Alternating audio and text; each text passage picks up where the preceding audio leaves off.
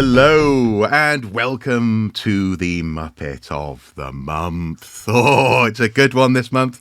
And I am joined by my co-host, Mr. Andy Brockman, and our special guest star, Mr. Neil Ackerman, because we simply had to get more people in on this particular Muppet of the Month.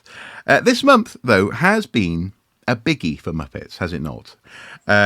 We've had a bumper crop. And oh, come on. There is absolutely no contest, as our viewer will see in a moment. Emphasis on bumper for this, but unless just to name some honourable mentions from Muppet of the Month, we have.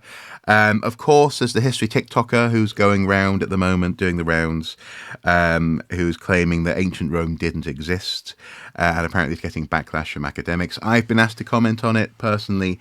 I said to someone, a couple of people actually now who've asked me, I said, look, I just don't think mud wrestling is particularly edifying. I'm not going to get involved in that because, ancient Rome existed, guys. So anyway, she's doing the rounds. She is a Muppet, but she's not the Muppet of the Month. We have... This is more a STEM Muppet, not archaeology, but this is like a STEM or STEAM Muppet. Man caught wearing fake arm in bid to fool staff giving him the COVID vaccine.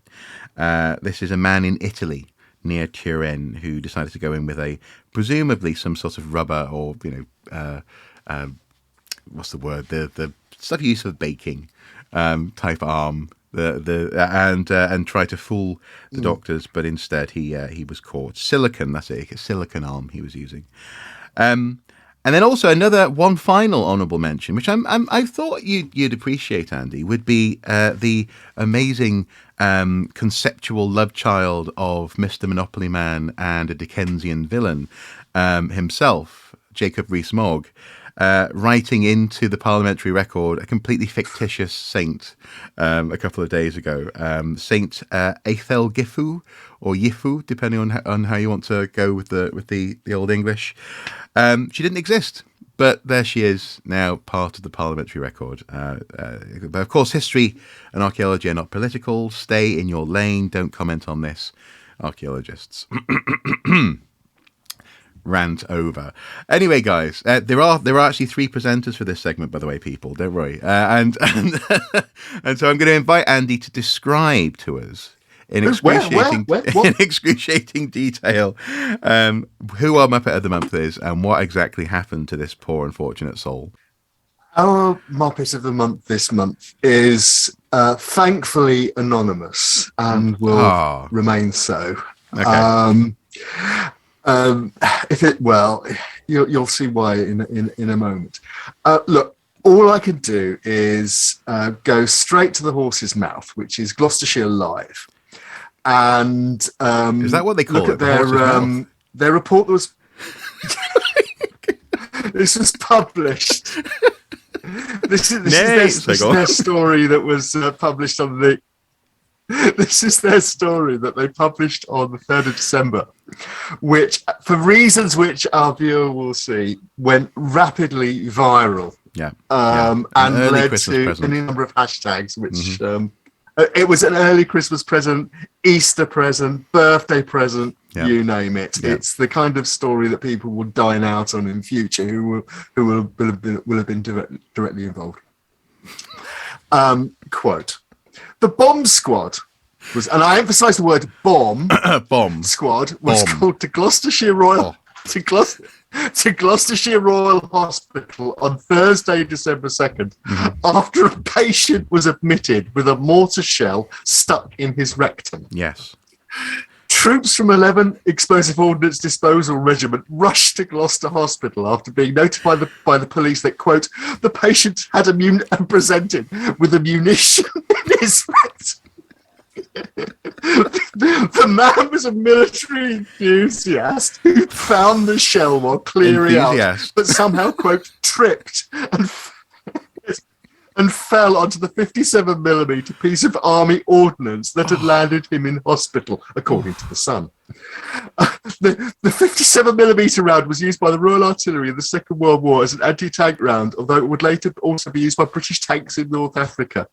The round measured 57mm in diameter and an eye-watering 170mm in length. A source told The Sun, quote, That's the guy that said wide. he found That's the shell like when finger he to was finger. having a... Like that's. Come on, Mama, this is painful enough. This is painful enough as it is. Behave yourself. Sorry. The guy said he'd found the shell when he was having. No, the guy said he'd found the shell when he was having a clear out of his stuff. He said he put it on the floor and then slipped and fell on it, and it went up his A asterisk asterisk asterisk. An MOD spokesperson said, we can confirm an army or explosive ordnance disposal team was called out to Gloucestershire at the request of local police. Yeah. And a spokesperson for the Gloucestershire Hospitals NHS Foundation Trust said, we can confirm that the police and explosive ordnance disposal team attended Gloucestershire Royal Hospital yesterday. Any incident involving munitions, the relevant safety, as in any incident involving munitions, the relevant safety protocols were followed to ensure that there was no risk to patients, staff, or visitors at any time, apart from the bloke with the ammunition stuff. No, anyway. And then the final protocol. The unsteady patient was released from hospital and is expected to make a full recovery so long as he doesn't trip and fall onto any more artillery shells. I'm sorry. God. The thing is, I mean, I was asking. So while we were waiting for Andy to rejoin our call, I was asking Neil, how do you present in the hospital? Like, do you sort of waddle in? Do you like stay in the back of the car and ask for a blanket and a trolley? Like, what happens? And then, I mean, so do we believe his story? Is it possible to awkwardly fall and lodge a shell up you? This is not something of which I have any great personal knowledge, I have to say. Sorry. Okay, no, all I'll say just to finish. I'll make 2 points just to finish. Then you two can run with it, because I'm not sure I can cope with much more on this. Well, two things. First of all, that my secret squirrel sources inside the Army EOD community tell me that this call out was deemed so important, and it was so significant in terms of the development of EOD practice that a flash signal was sent around the entire EOD community within an hour of it happening.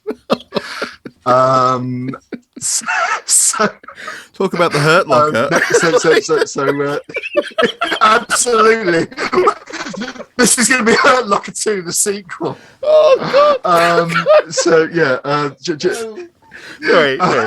So yeah, and yeah. But the other thing, there's a serious cultural point here. Yes. And that is that this kind of anybody who's ever, I will bet you, anybody who has friends, relatives, colleagues who've ever worked in the medical profession, and particularly worked in A&E, accident and emergency, will have a story like this. The first story like this I heard was from my mum, who had a patient walk into A&E in Ealing in the 1950s when she was training to be a nurse, who presented with with a vacuum cleaner up his fundament. It's just something that happens. And it's no. Obviously, I'm not saying there's anything deliberate. There's any kind of fetishization or anything like that going on here. The poor guy obviously did just trip over in the attic and fall on this particular artifact. But yeah. But like I say, it's not a news story in the sense that it's a medical trope. And well, it's funny. Take it or leave it on that level. And the serious point. And the serious point is, of course, never mess with munitions. Always call EOD. Or call, I don't know, Victoria's Secret or something, or anyway, someone who might be able to help you get the appropriate implements. We had the guy with Ann Summers. That's it. Yeah, get with the silicon arm. Silicon exists now, guys. You don't need to go out and find a missile.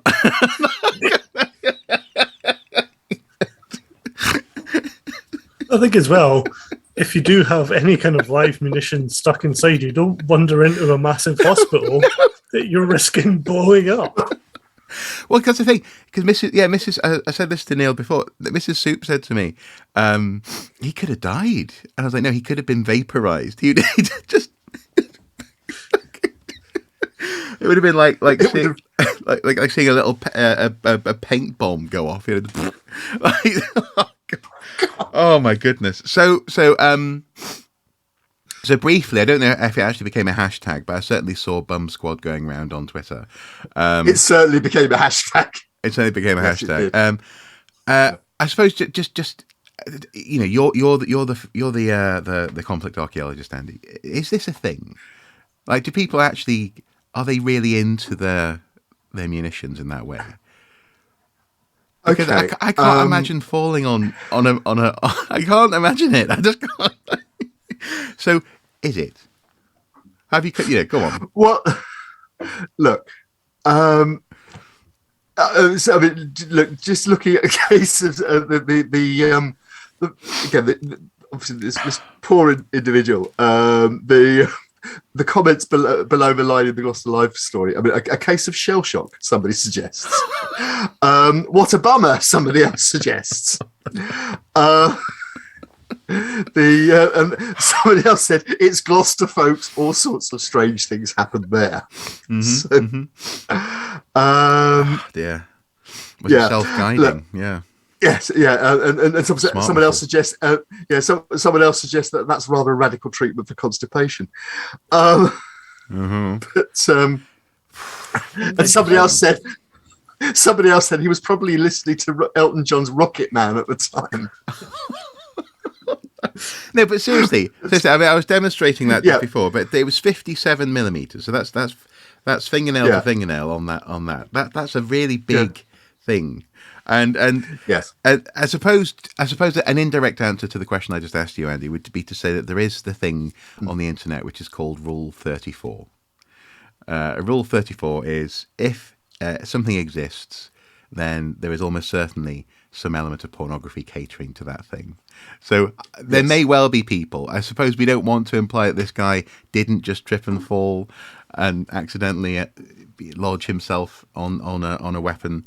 But there's going to be people who will. There's going to be people who are into that. I mean, but we don't judge. Just use silicon. And there will be a silicon missile out there. And if there isn't already, someone will have to make one now. Surely to goodness. Can we kickstart that stuff? Like in defense of this tripping story, the amount of force you'd need to get that all the way up. Yes. Falling on it seems like one of the only ways to really get that kind of I don't know. Yeah. Through your clothes and everything, like yeah. Also, how much room is in the shed? Like, I don't know, to trip and fall. I couldn't trip and fall in the shed and lodge myself on something. I don't think.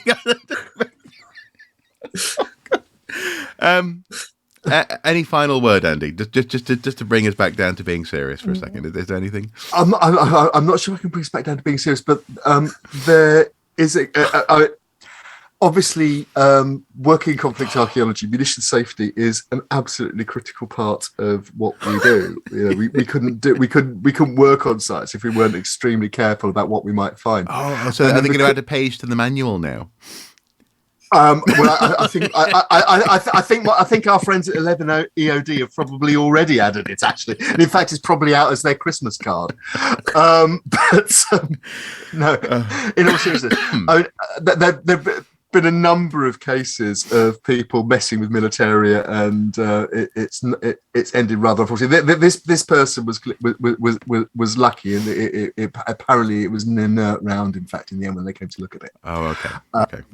But no, there's a case of, for example, I'm being deadly serious for a moment, literally, because there was a case in America of a collector who was trying to defuse an American Civil War black powder shell, and it blew up and killed him.